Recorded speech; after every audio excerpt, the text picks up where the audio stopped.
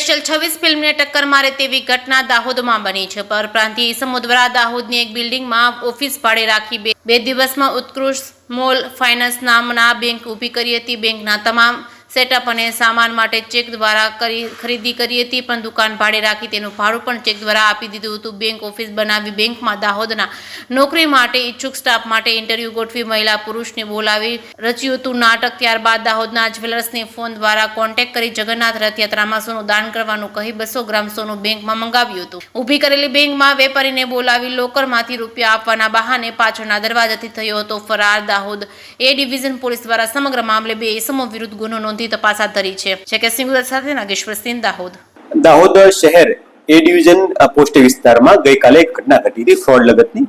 એ ઘટનાની હકીકત જોવા જઈએ તો એ પ્રકારની છે કે એક વ્યક્તિ છે એ બનાવના એક દિવસ પહેલા એટલે કે 15 તારીખે એક જ્વેલર્સને ત્યાં આવે છે અને એમની પાસેથી સોનું ખરીદવાની વાત કરે છે અને કહે છે કે મારે રથયાત્રામાં દાનમાં આપવાનું છે, તો મારા જે સાથીના કર્મચારી છે એ આપને ફોન કરશે એવું જણાવી તેમનું કાર લઈને ત્યાંથી રવાના થાય છે। ત્યારબાદ ફોન દ્વારા વાતચીત થાય છે અને એવું જણાવવામાં આવે છે કે દાહોદના ગોધરા રોડ પર આવેલી એક બિલ્ડિંગ છે ત્યાં પોતાની ઓફિસ આવેલી છે અને ઓફિસની અંદર આપ અમને રથયાત્રાના દિવસે સોનું આપવા માટે આવજો અને જ્યારે તમે સોનું આપવા માટે આવશો ત્યારે અમે તમને ઓન ધ સ્પોટ એનું પેમેન્ટ કરી આપશું। આ પ્રકારની વાતચીતને ભરોસો આપી એ ડીલ નક્કી કરે છે।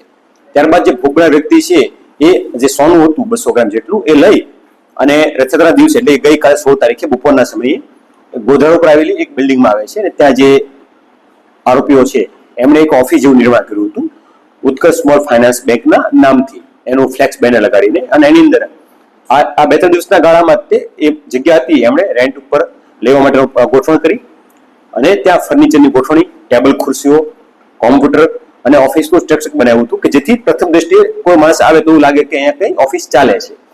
ઓફિસમાં ગયા બાદ વ્યક્તિએ જે સોનું હતું એ કીધું કે મને સોનું આપી દો, હું મારા અંદરના રૂમની અંદર જઈ લોકરમાં મૂકી અને જે પૈસા કે તમારું પેમેન્ટ છે લઈને આપી દો આપને। એટલે એ ઓફિસ અંદરથી તે એક અંદર બીજું બારણું હતું ત્યાંથી અંદર જાય છે અને ત્યારબાદ થોડી વાર પછી જે લોકર રૂમ કહેતો હતો કથિત લોકર રૂમ, એ કથિત લોકર રૂમ એક અન્ય પણ દરવાજો હતો પાછળની બાજુ, તો એ દરવાજેથી માણસ નીકળી અને પોતે ફરાર થઈ જાય છે।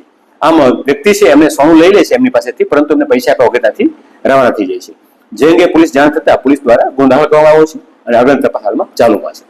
આખો સેટઅપ ગોઠવવામાં આવ્યો, જેમાં સામાનની ખરીદી કરવામાં આવી, એક ઇન્ટરવ્યુ પણ ગોઠવવામાં, કઈ પ્રકારની એમાં વિગતવાર વાત કરીએ તો એ પ્રકારનું છે કે જે જગ્યા હતી ત્યાં વ્યક્તિ સાથે વાત કરેલી રથયાત્રાના એક દિવસ પહેલા કે અમે આ તમારી જગ્યા ભાડે લેવા માંગીએ છીએ ને શુભ દિવસના દિવસે અમે આ વસ્તુ ડીલ આપણે એગ્રીમેન્ટ કરી નાખશું, પણ ત્યાં સુધી મને ફર્નિચર ગોઠવવા માટે સેટઅપ કરવા માટે ચાવી આપો।